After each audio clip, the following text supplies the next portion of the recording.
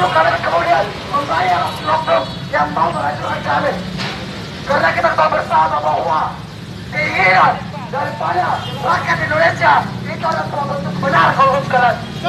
Jangankan kepolisian, jangankan tentara, Tuhan pun jika dia tidak merestui perjuangan kami, maka kami akan lawan. Subhanallah. Untuk berjaya serahkan kepada